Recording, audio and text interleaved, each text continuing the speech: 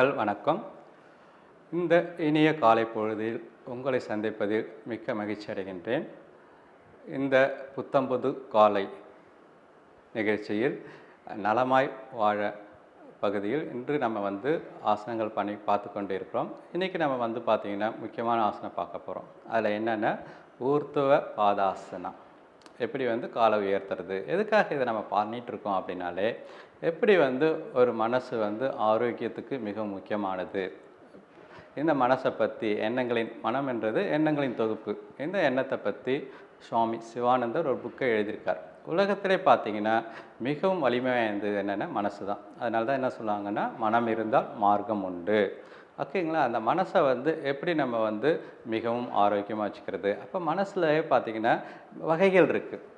பார்த்திங்கன்னா conscious mind, இப்போ நம்ம உணர்வு நிலையில் இருக்கிற மனம்.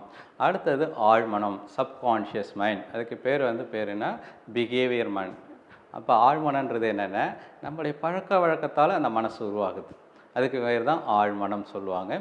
அடுத்தது சூப்பர் கான்ஷியஸ் மைண்ட். எப்போ நம்ம தியானம் அதேமாரி யோகா பயிற்சிகள்லாம் பண்ணக்குள்ள இந்த சூப்பர் கான்ஷியஸ் மைண்ட், இந்த மைண்ட் நம்மளுக்கு அதிகமாகும். ஸோ இந்த மனசையும் ஆரோக்கியமாக வச்சுக்கணும், உடலையும் ஆரோக்கியமாக வச்சுக்கணும். ஏன்னா ஆரோக்கியன்றது ஒரு ரிசல்ட்டு தான், தீர்வு தான்.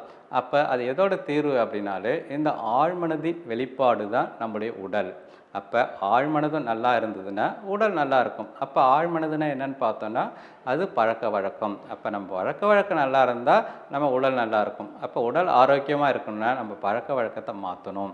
ஸோ அதுக்காக தான் இன்றைக்கி நம்ம பார்க்க போகிற ஆசனம் உத்தித்த பாத ஆசனம். உத்தித்தனாலே உயர்த்துவது, பாதனாலே கால். அப்போ நம்ம காலை உயர்த்தும் பயிற்சியை நம்ம இன்றைக்கி பார்க்க போகிறோம். இப்போ நம்ம தளர்வான நிலையில் இருக்கும். இது பேர் சாந்தி ஆசனம் ஆர் சவாசனம் பேர். இதுக்கு கால் அகலமாக இருக்குது, கைகள் ரெண்டு உடம்புலேருந்து கொஞ்சம் அகலமாக இருக்குது, உள்ளங்கை மேலே பார்த்து இருக்குது. இது எதுக்காக நம்ம பண்ணுறோம் அப்படின்னாலே, இந்த பகுதியில் பார்த்திங்கன்னா நம்மளுக்கு நிறைய மசில்ஸ் ரொம்பவும் ரிலாக்ஸ்டாக தரையில் இருக்கும். இப்போ ஆரம்ப நிலைக்கு வரோம். இப்போ பொறுமையாக அதுக்காக கால்கள் ரெண்டு சேர்த்து கொண்டு வரோம், உணர்வுபூர்வமாக கொண்டு வரோம். கைகள் ரெண்டும் உங்கள் உடம்புட்டி கொண்டு வந்துட்டு இந்த ஆரம்ப நிலையில் இருக்கும்.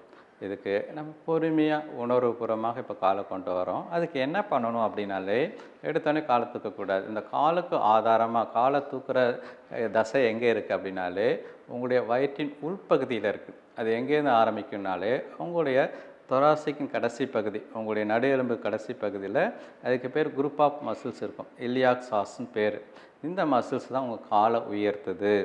அந்த காலை உயர்த்தத்துக்கு அந்த மசில்ஸை நம்ம இன்வால்வ் பண்ணணும். அதுலேருந்து நம்ம காலை தூக்கக்குள்ள தான் நம்மளுக்கு கால் வலி இல்லாமல் அந்த தசையை வலுவாக்கணும். அப்போ அந்த தசைக்கு என்ன பண்ணணும்னா, ஃபஸ்ட்டு உங்களுடைய நாபிக்கு அடிப்பகுதியை நல்லா டைட் பண்ணணும். நல்லா மூச்சை வெளியே விட்டுட்டு அதை நல்லா டைட் பண்ணணும். இதுக்கு நம்ம நார்மலாக உடியான பந்தான்னு சொல்லுவாங்க. இப்போ அதை டைட் பண்ணிவிட்டு ரிலாக்ஸ்டாக பொறுமையாக உங்களுடைய இரண்டு பாதத்தையும் உயர்த்தணும்.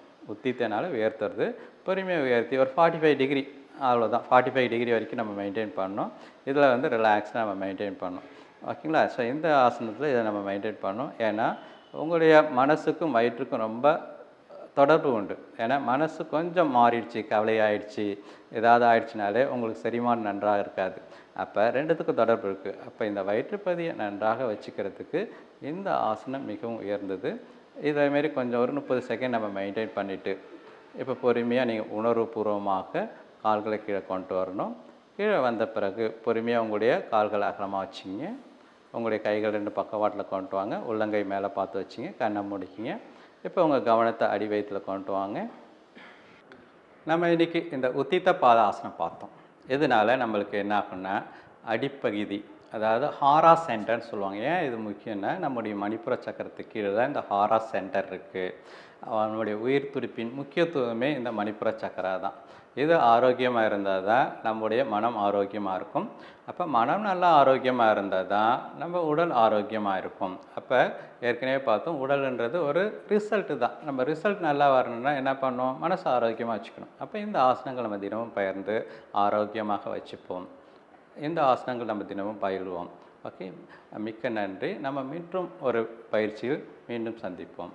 நன்றி, வணக்கம்.